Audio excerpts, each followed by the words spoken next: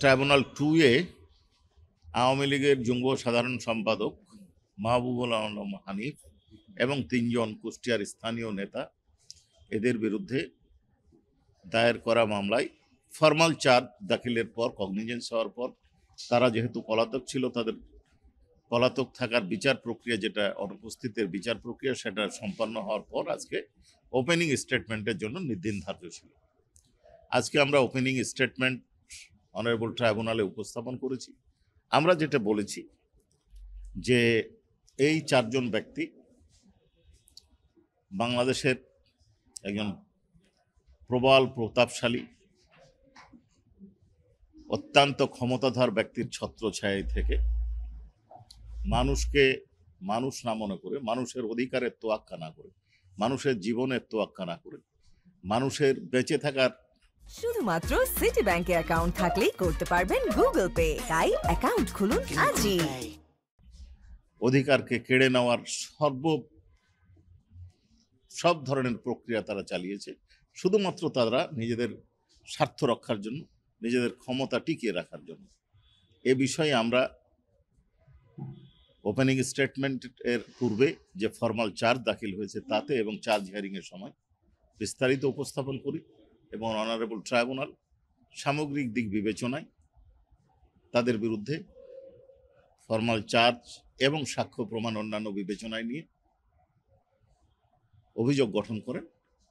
কাজেই আমরা অনারেবল ট্রাইব্যুনালকে ইতিপূর্বেই সন্তুষ্ট করতে সক্ষম হয়েছি, বোঝাতে পেরেছি যে এই আসামিদের বিরুদ্ধে অত্যন্ত শক্ত প্রাইমা ফেসি কেস আছে। এবং এখন আমরা যেটা আজকে বলেছি সেটা হচ্ছে এই সাক্ষ্য প্রমাণের সপক্ষে, আমরা এই অভিযোগের সপক্ষে যে সাক্ষ্য প্রমাণগুলো উপস্থাপন করব তাদের একটা ফিরিস্তি দিয়েছি এবং আমরা কেন বিচার চেয়েছি তার বর্ণনা দিয়েছি। সেখানে আমরা বলেছি আমাদের যে সাক্ষী মোট হচ্ছে 38 জন, তার মধ্যে শহীদ পরিবারের সাক্ষী হচ্ছে 8 জন, প্রত্যক্ষদর্শী সাক্ষী 8 জন, আহত সাক্ষী 8 জন, আন্দোলনে অংশগ্রহণকারী 8 জন, পুলিশ হচ্ছে 1 জন, সাংবাদিক 1 জন, জব্দ তালিকার সাক্ষী 2 জন, বিশেষজ্ঞ সাক্ষী 2 জন, বিশেষ তদন্তকারী কর্মকর্তা 1 জন আর তদন্তকারী কর্মকর্তা 1 জন।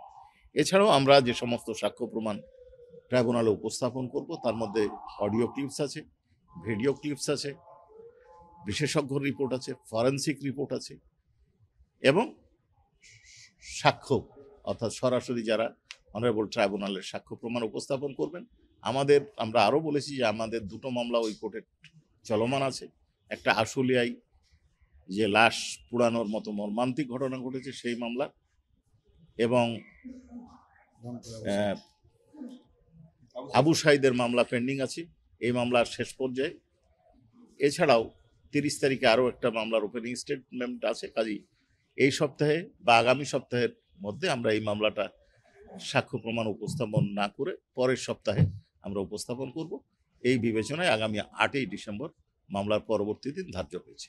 এখন ঊর্ধ্বতন উনি মাহবুবুল আলম হানিফ সাহেব আওয়ামী লীগের একজন পদাধিকারী ব্যক্তি এবং তিনি বিভিন্ন সময় বিভিন্ন বক্তব্য আমাদের পত্রপত্রিকার মাধ্যমে আমরা পেয়েছি, তার ভিডিও ক্লিপসে পেয়েছি। এছাড়াও তিনি নিয়মিত এই যে অন্য 3 জন আসামির সাথে যোগাযোগ করে নির্দেশ দিয়েছেন, এসপি সাহেবের সাথে নির্দেশ দিয়েছেন, এবং আমরা যে এই মামলার এই যে কমপ্লেন রেজিস্টার সেইখানে আরেকজন অ্যাকিউজ যেটা 30 তারিখে আছে, সেই মামলার ফোন আলাপ এবং শেখ হাসিনার বক্তব্যের সাথে এর মামলার একটা স্ট্রং নেক্সাস পেয়েছি সার্বিক বিবেচনায়। এবং এদের নির্দেশ ছাড়া আপনারা গত 15 বছরে দেখেছেন যে আইন শৃঙ্খলা রক্ষাকারী বাহিনী আওয়ামী লীগ নেতাদের নির্দেশনার বাইরে কোনো কিছু করতো না।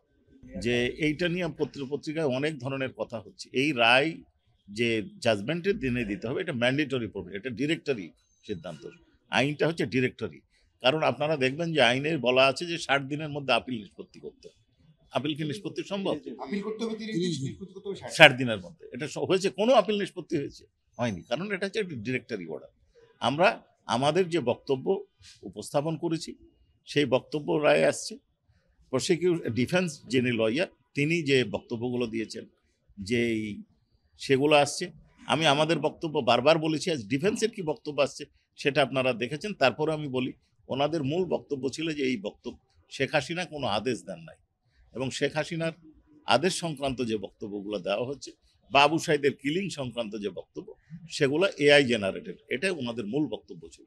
এর সাথেও আরেকটা বক্তব্য ছিল, বাংলাদেশে যে এক্সপার্ট ওপিনিয়ন দেওয়া হয়েছে, এই ওপিনিয়নগুলো যেহেতু পরবর্তী সরকার, শেখ হাসিনা সরকারের পরবর্তী সরকার, কাজে এই সরকারের কর্মকর্তা হয়তো রিপোর্টটা নিরপেক্ষ দেন নাই, তৃতীয় পক্ষ দ্বারা পরীক্ষা করা দরকার ছিল। এ ব্যাপারে আমরা জবাবও দিয়েছি, সাক্ষ্য প্রমাণও দিয়েছি। সেটা হচ্ছে, এটা British BBC, British broadcasting corporation, এই অর্ডারগুলা, এই ভয়েসটা তার নিরপেক্ষ একটা প্রতিষ্ঠান ইয়ার শর্ট দ্বারা পরীক্ষা করিয়েছেন, এবং তার ডকুমেন্টও আমরা ট্রাইব্যুনালে দাখিল করেছিলাম। আর জাজমেন্টের ব্যাপারে বলছেন যে এই কথাগুলাই আছে, এর বাইরে আমরা যে সাক্ষ্য প্রমাণ উপস্থাপন করেছি তার বাইরে কোনো বক্তব্য নয় জাজমেন্ট। সাক্ষ্য প্রমাণের ভিত্তিতেই জাজমেন্ট হয়েছে। আপনারা যদি লক্ষ্য করে থাকেন, আমি ট্রাইব্যুনালে আমার ওপেনিং স্টেটমেন্টে বলেছি, এই বিষয়টা খুব ক্লিয়ার করেছি যে এইখানে আমরা শুধুমাত্র কমান্ড রেসপন্সিবিলিটি সেকশন 4(2) যারা নেতৃত্বের দায় যাদের, তাদেরকে আসামি করেছি, এবং যারা মাঠ পর্যায়ে কর্মকর্তা বা পুলিশ অফিসার যারা গুলি করেছেন, যারা হত্যা করেছে, হত্যায় সহায়তা করেছে, তাদের বিচার ইতিমধ্যে সরকার একটা সিদ্ধান্ত নিয়েছেন যে দ্রুত বিচার আইনে হবে। তাদের অনুসন্ধান চলছে, অভিযোগপত্র নিয়ম মাফিক দাখিল হবে এবং বিচার হবে। মানে একই অপরাধে দুইটা আইনে বিচার হবে। এটা বাংলাদেশের এই আইনই আমাদেরকে পারমিশন দেওয়া আছে যে learned chief prosecutor will decide কোন অংশটুকু নেতৃত্বের দায়ের অংশটুকু এখানে বিচার করতে পারেন, বাকিটা লোয়ার কোর্টে ট্রায়াল হতে পারে, এটা কোনো বাধা নেই। আইন ভিন্ন। বাকি পুলিশদের যেখানে বিচার হচ্ছে তাদের কি সুপিরিয়র কমান্ড রেসপন্সিবিলিটি নাকি এখন সবারই? না, এখন যদি আমাদের লার্নেড চিফ প্রসিকিউটর একদিন আপনাদেরকে বলেছিলেন যে আমরা যদি সবারই বিচার করি তাহলে হয়তো 20 বছর লাগবে, এবং 20 বছরের সাক্ষ্য প্রমাণ হয়তো অনেক থাকে, 20 বছরের সাক্ষ্য প্রমাণ হয়তো অনেক নষ্ট হয়ে যাবে। আমরা ন্যায় বিচার চাই, সকলের জন্য ন্যায় বিচার, যেমন প্রসিকিউশন চাই, আসামিরাও ন্যায় বিচার চাইবে, এটি স্বাভাবিক। আমরা ভিকটিমরাও যেমন চাইবে। আমরা আইনানুগভাবেই বিচার প্রক্রিয়া অনুসরণ করছি, এখানে আইনের কোনো ব্যত্যয় হচ্ছে না। কারো বিচার ট্রাইব্যুনালে কোনো অংশের বিচার হওয়া, আর কারো অংশ সাধারণ আইনে বিচার হওয়া, এটাতে আইনের কোনো ব্যত্যয় ঘটছে না। আইনের পিক অ্যান্ড চুজ বলার কোনো সুযোগ নাই। আমাদের আইনের বিচার হচ্ছে, যে আইনে বিচার হচ্ছে সেই আইনের উপাদানটা আছে কিনা সেইটা বলার এখতিয়ার তাদের আছে। প্রত্যেকটা মামলা তার নিজস্ব গতিতে, নিজস্ব ঘটনার প্রেক্ষিতে এবং পারিপার্শ্বিকতায় বিচার হবে। ট্রাইব্যুনাল আলোচনার পর্যায়ে তো অনেক কথাই বলতে পারেন। আমি যেটা বলেছি, আমি শুধু এটুকু বলতে পারি, আমরা সাক্ষ্য প্রমাণের ভিত্তিতে বিচার চাই, এবং যাদের বিচার এখানে প্লেস করা হয়েছে তার বাইরে কারো বিচার হচ্ছে না।